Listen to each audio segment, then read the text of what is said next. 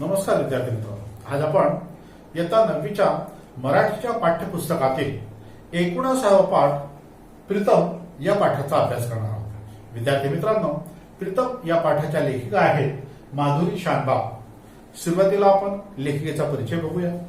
त्यांचा जन्म 1952 मध्ये झाला।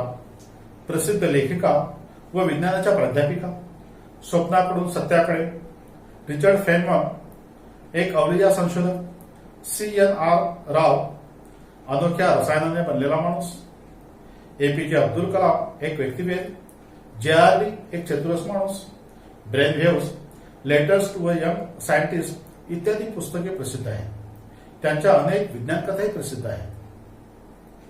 प्रस्तुत पाठात प्रीतम नावाच्या मुलाची कौटुंबिक परिस्थिती, भावनिक स्थिती याचे वर्णन केले आहे। आई वडिलांच्या प्रेमाला पारखे झालेला प्रीतमला लेखिकेच्या वात्सल्याने व आपलेपणाच्या वर्तनाने उभारले। तसेच विद्यार्थी व शिक्षक यांच्यातील नाते यांचे हृदयस्पर्शी वर्णन प्रस्तुत पाठात आले आहे। विद्यार्थी मित्रांनो, बऱ्याचदा असं होत असतं की विद्यार्थ्यांच्या काही वैयक्तिक गोष्टी शिक्षकांना माहीत नसतात। विद्यार्थ्यांचं काही वैयक्तिक दुःख हे शिक्षकांना माहीत नसतं आणि ओघाने जेव्हा शिक्षक आपल्या वर्गामध्ये शिकवत असतात त्यावेळेस त्या गोष्टी जेव्हा शिक्षकांना माहीत होतात की आपला विद्यार्थी कशा परिस्थितीमधून शिक्षण घेतो आहे, तेव्हा त्या शिक्षकाचं मातृहृदय हे हेलावून जातं। शिक्षक आणि विद्यार्थी यांच्यामध्ये एक वेगळ्या प्रकारचं वात्सल्य, एक वेगळ्या प्रकारचं प्रेम हे निर्माण होत असतं। या पाठामध्ये जो प्रीतम नावाचा मुलगा आहे, त्याची आई वारलेली आहे, वडील सैन्यामध्ये आहेत आणि अशा परिस्थितीमध्ये त्याला नेमकं मराठी भाषा बोलता येत नाही। महाराष्ट्रामध्ये शिकतो पण मराठी बोलता येत नाही, ही गोष्ट लेखिकेला खटकते, त्यांच्या लक्षात येते। परंतु जेव्हा लेखिका त्याचं खरं दुःख जाणून घेतात तेव्हा त्यांना त्या मुलाबद्दल एक प्रकारचं वात्सल्य निर्माण होत असतं आणि त्या वात्सल्यामुळे त्या मुलाची शिकण्याची उभारी निर्माण होते। त्या मुलामध्ये एक वेगळ्या प्रकारचं चैतन्य निर्माण होतं आणि तो मुलगा जेव्हा शिकून मोठा अधिकारी होतो त्या मुलाचं आणि आपल्या शिक्षिकेचं एक वेगळ्या प्रकारचं नातं, गुरु आणि शिष्याचं नातं एक निर्माण होत असतं आणि त्याचं एक आदर्श उदाहरण या पाठामध्ये लेखिकेने आम्हाला दिलेलं आहे। दुसरीच्या वर्गावरती मी नेहमीप्रमाणे हजेरी घेत होते। आपल्या ज्या लेखिका आहेत त्या दुसरीच्या वर्गाच्या वर्ग शिक्षिका असाव्यात आणि त्या ज्याप्रमाणे वर्ग शिक्षक आपल्या वर्गाची नेहमी हजेरी घेत असतात त्याप्रमाणे लेखिका सुद्धा आपल्या वर्गाची नेहमीप्रमाणे हजेरी घेत होत्या। प्रीतम लुथरा, जोशी, कुलकर्णी, देशपांडे, पाटील या नामावलीत हे वेगळे नाव माझ्या चटकन लक्षात आले। साधारणतः महाराष्ट्रामध्ये लुथरा हे आडनाव नसतं आणि मग अशा प्रकारे आपल्याकडे जे आडनावं असतात नेहमीप्रमाणे जोशी, कुलकर्णी, देशपांडे, पाटील या आडनावांमध्ये लुथरा त्यांना वेगळं नाव वाटलं आणि म्हणून त्या थोड्या वेळासाठी का असेना थांबल्या। हजर एक किरकोळ मुलगा उठून उभा राहिला। विद्यार्थी हजेरी देत असताना हजर म्हणतात, त्यावेळेस तो मुलगा उभा राहिला आणि तोही हजर म्हटला। किरकोळ म्हणजे एकदम साधारण तब्येत असलेला, बारकासा असलेला, किळकिळीत अंगकाठी म्हणजे शरीरयष्टीने बारीक असलेला, रया गेलेला युनिफॉर्म आणि खांदे पाडून दिनवाणे भाव चेहऱ्यावर असलेला प्रीतम मान खाली घालून हळूच माझ्याकडे बघत होता। रया गेलेला म्हणजे अतिशय जीर्ण झालेला त्याचा युनिफॉर्म, त्याचा गणवेश होता।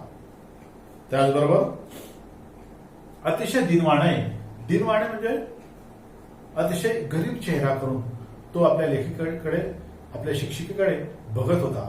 त्याने आपली हजेरी दिली। त्याच्याकडे एक दृष्टिक्षेप टाकत मी पुढचे नाव उच्चारले।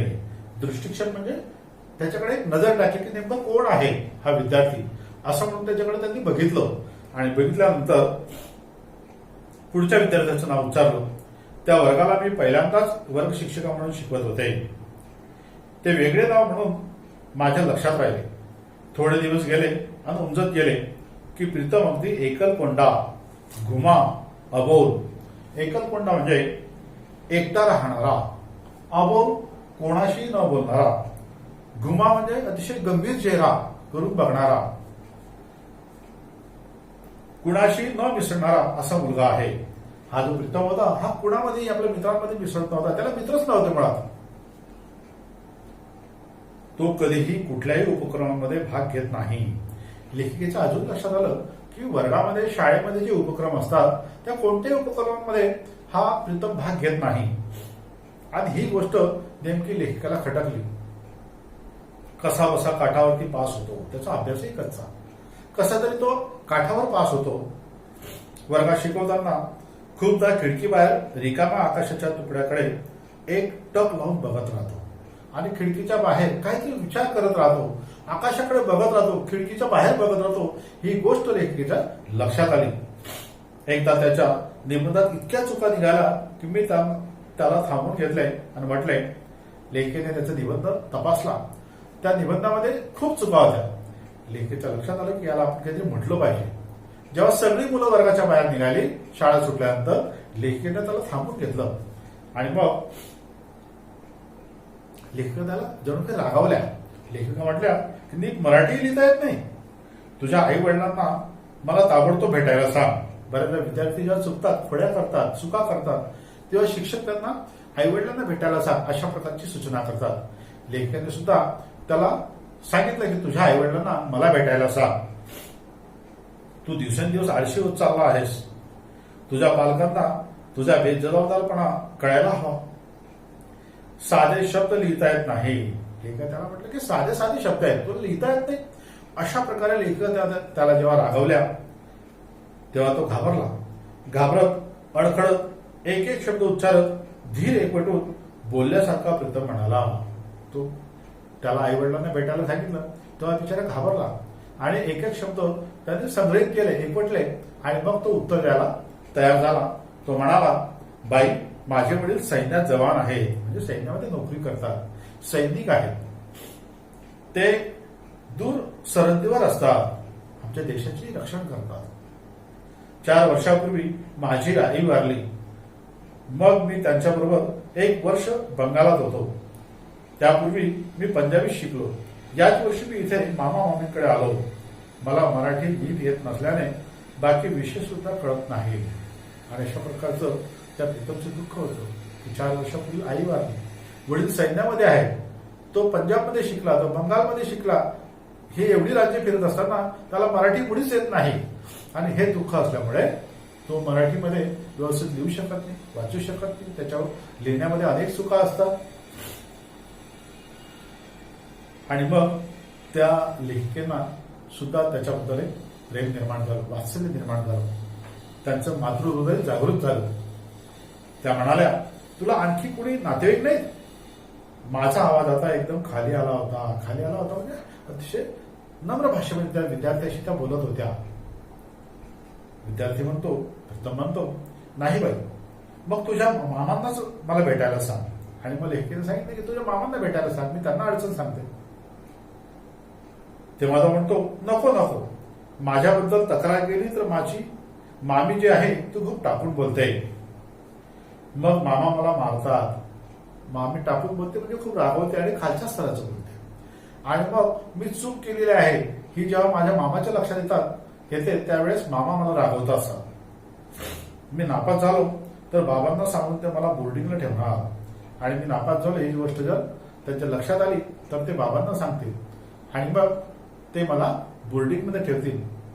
मामा मामी मला राहू देणार नाही. तिकडे मुलांना खूप त्रास देतात आणि बोर्डिंगमध्ये मुलांना खूप त्रास असतो. त्यापेक्षा मी इथंच बरा आहे. बाबांनी वारंवार विनंती केल्यामुळे मामांनी मला ठेवून घेतले आहे.